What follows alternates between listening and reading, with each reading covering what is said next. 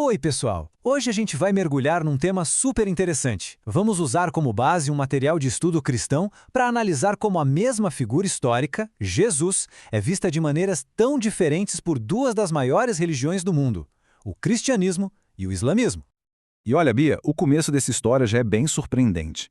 Porque para muita gente é novidade que Jesus, ou Isa como ele é chamado no Islã, é uma figura super respeitada nas duas fés.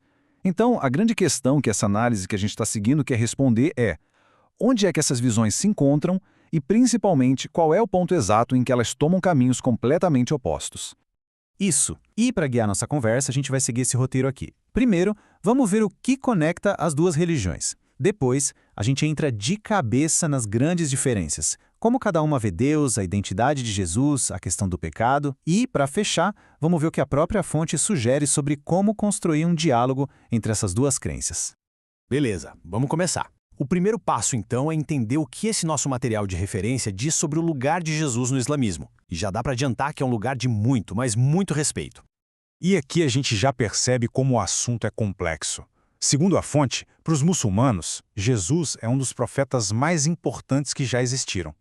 Eles acreditam que ele nasceu de um milagre, através de Maria, que ele fez milagres e que vai voltar no fim dos tempos. É uma admiração imensa.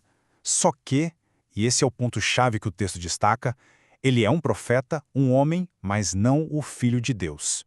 E essa diferença sobre quem é Jesus já nos joga direto naquilo que a fonte aponta como a divergência mais profunda de todas, a própria ideia de quem ou o que é Deus. Exato. O texto explica que a base do islamismo é o conceito de Tawhid, é a crença de que Deus é um, único e indivisível. Para essa visão, a ideia de associar parceiros a Deus é o erro mais grave. Do outro lado, a fonte apresenta a doutrina cristã da Trindade, um único Deus que se manifesta em três pessoas, Pai, Filho e Espírito Santo.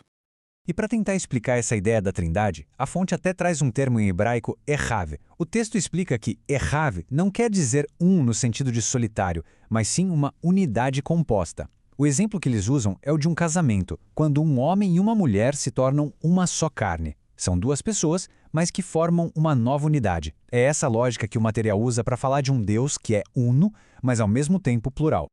E claro, se a ideia sobre Deus é tão diferente, a ideia sobre a identidade de Jesus também vai ser, né? Afinal, quem ele era? E mais importante, quem ele dizia que era?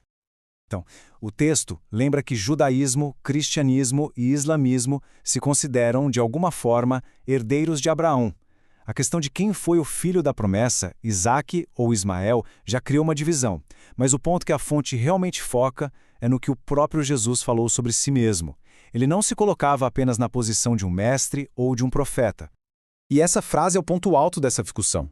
Quando Jesus fala "eu sou", o texto explica que ele estava usando o mesmo nome que Deus usou para se apresentar a Moisés lá na sarça ardente. Para a visão cristã que a fonte apresenta, isso é uma declaração direta de que ele era divino. É o que o diferencia de forma radical da visão islâmica, que o vê como um grande profeta, mas ainda assim um ser humano. Bom, e faz todo sentido. Se a identidade de Jesus é vista de formas tão diferentes, o papel dele na história da salvação também vai ser. Isso nos leva para outra grande diferença que o material aponta. Como uma pessoa consegue o perdão pelos seus erros. Segundo a análise, na perspectiva islâmica, essa busca pelo perdão é uma via direta com Deus. A pessoa se arrepende de verdade, faz suas orações, se esforça em fazer o bem e pede a misericórdia de Deus. Não existe a ideia de que é preciso um mediador ou um sacrifício para pagar pelo erro. E essa passagem do Alcorão que a fonte faz questão de citar ilustra bem isso, né? Um convite direto à esperança na misericórdia de Deus que alcança quem se arrepende sem a necessidade de uma troca ou de um sacrifício. Já na visão cristã que o material descreve, o pecado é mais do que um erro. É como uma rachadura, uma separação que cria uma dívida com Deus. E essa dívida, essa mancha, precisaria de uma reparação, uma purificação que, teologicamente, só um sacrifício poderia fazer. E essa citação da Bíblia é usada justamente para amarrar essa ideia.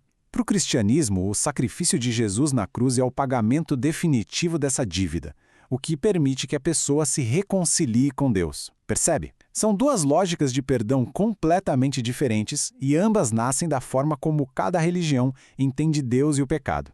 Ok, a gente viu que as diferenças são bem profundas, bem na base de tudo. Aí fica a pergunta, com tanta diferença, como é que se conversa? E o material de estudo termina justamente com uma reflexão sobre isso. Pois é, e o mais curioso é que a conclusão da fonte não sugere uma batalha de argumentos. A orientação é outra, mostrar Cristo com o amor.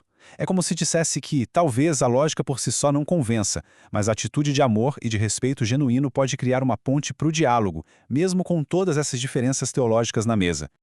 E a gente encerra com essa pergunta que a própria fonte nos deixa. No fim das contas, será que entender exatamente onde o outro pensa diferente serve para levantar muros, ou, quem sabe, para construir pontes de diálogo mais sinceras e respeitosas? Fica aí a reflexão.